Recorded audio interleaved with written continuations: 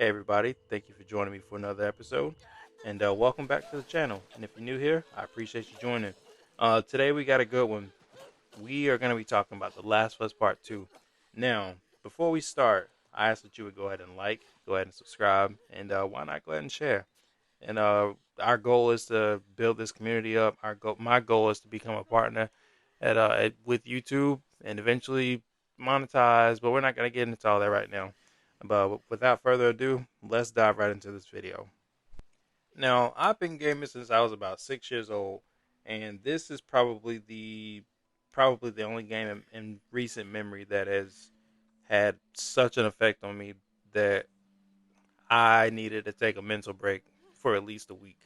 Um, this game made me feel all type of emotions from anger to sadness. I'm talking about it was just an emotional roller coaster from start to finish. Really, I feel like this game was successful in helping me feel all the emotions that Ellie was dealing with.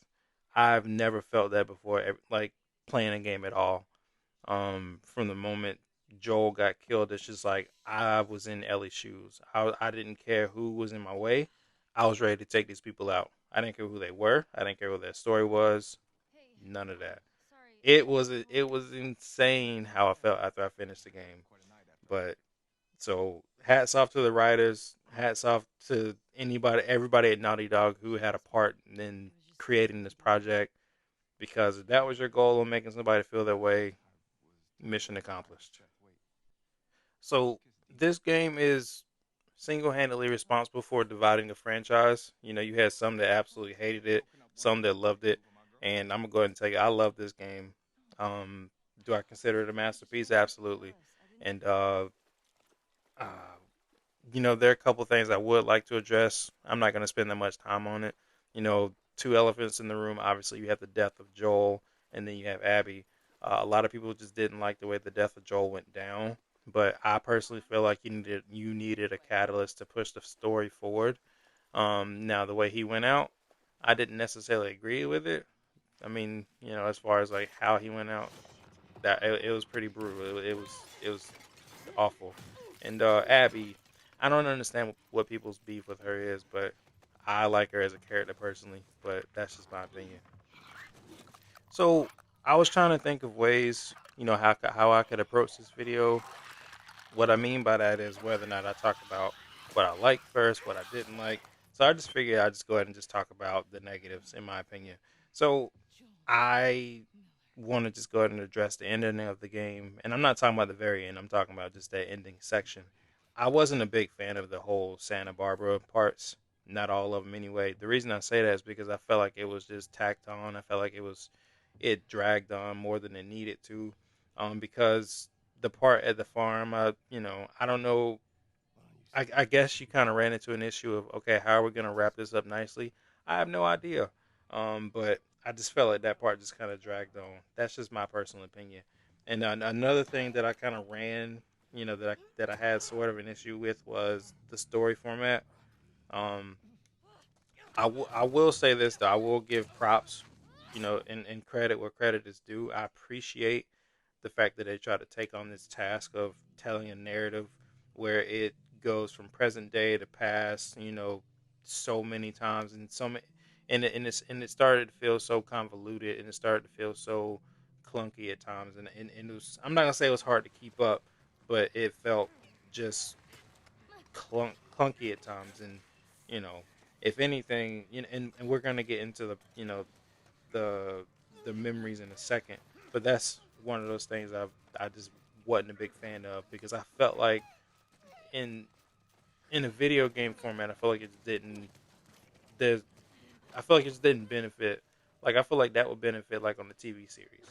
That's just my personal take. And lastly, I think Abby's motive. I wasn't quite sold on that, to be quite honest. I don't know. It felt like it just put me in a position to try to be sympathetic to somebody that I just didn't even know, somebody that didn't even have any kind of depth. Now I can see if it was somebody, like a David from the previous game, or even somebody that was closely related to Marlene or whatever, somebody that we at least had some inkling Yeah, you know what I mean? Somebody that Joel knew. I don't know, man, but we didn't have any kind of an indication of who this guy was. So that's why I was just kind of like, I was unaffected by it. And even when they attempted to show her side of the story, we barely got like what, uh, at most 15 minutes with him because when we met him, we were at, just outside of the St. Mary's Hospital when we interacted with the zebra. So I didn't really care too much about Dr. Jerry. And that's just my personal opinion. Now, there were a lot of things I feel like this game did really well. Let's go ahead and talk about the combat. Now, this game stepped it up big time from the original game.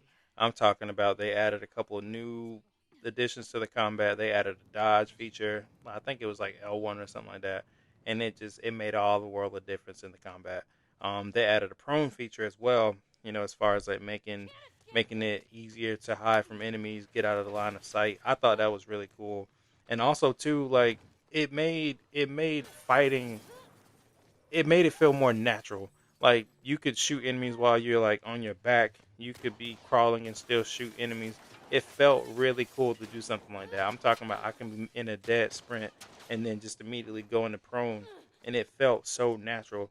And like even when you're running, you can throw a bottle at somebody, just something like that. It felt very natural, and I thought Naughty Dog did incredible with the combat on this. I mean, I can't brag on that enough. Um, and like also too, just speaking of like going prone, there was a section I believe it was like the neighborhood. I can't remember exactly. I think it was like Hillcrest or something like that. You can hide under the beds. You can hide under the cars. I'm talking about just to get away from enemies.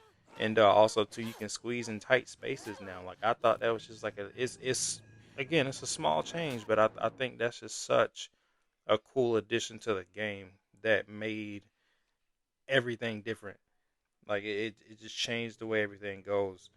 They added a couple different things like to the traversal to the game. Like they added boats, and they had horses in the last game, but they put horse travel in this game a lot, which I really did like. Um, the world interaction in this game was really good too. Now speaking of the world, now in typical Naughty Dog and The Last of Us kind of thing, like fashion, it was a linear game. However, they did a good job in making it feel open world. Speaking of like place locations like downtown Seattle, like you knew where you were supposed to go, but they gave you the options of exploring places like the bank, the synagogue, and the music store, which I really, really enjoyed. Because if you didn't get to go in there, you were going to miss certain pieces of dialogue and certain mini games, and you were going to miss, certain collectibles, which I thought was really good. I thought it was well done, and I really do appreciate all the tiny details that they put up in there. Um, let's see, and like me, I'm a sucker for the little things. They added I don't know if you want to call it a feature, but they added this mechanic to where you can just bash out glasses. You can bash out the glass on cars or vending machines or just straight up just windows anywhere, just in order just to get inside. To you can either hide inside of these windows, the other side of the walls, whatever. It just made everything that much more accessible, and I really enjoyed that. And they kept everything the same as far as like workbenches, but they added the animation to the workbenches. They showed Ellie and Abby working on their weapons, and I thought that was cool. It was a nice little touch. So I like that. And then they kept the collectible option, in the game. Abby collected coins, Ellie collected collectible cards, which I thought was cool. And there's a guitar mini game in here where you can, strum along to certain songs that they have you, or there's a freestyle option where you can just play certain songs. But I didn't do that. I just rather just continue playing the game. But that was just me. Um, Also, too, one of the things I really enjoyed about this game is how they paid attention to the the enemies. Whenever you get into like heavy gunfire, like these enemies, whether or not they were on alert or not, they knew each other. You know what I mean? And like, and you had that good sense of, and you understood the fact that they knew each other. So if you took out one of their guys, they would straight up call one another, and if they didn't respond, you knew. They would call one of those guys, and like I said, they would call on that person. If they didn't respond, they would be on high alert looking for you, and then they would flank you as soon as they found you. And I thought it was in it, and it was so well done. Now, granted, I got myself into trouble many times, and I didn't like it, but it just showed just the great level of detail that they put into that, the great level of intention that they put behind it.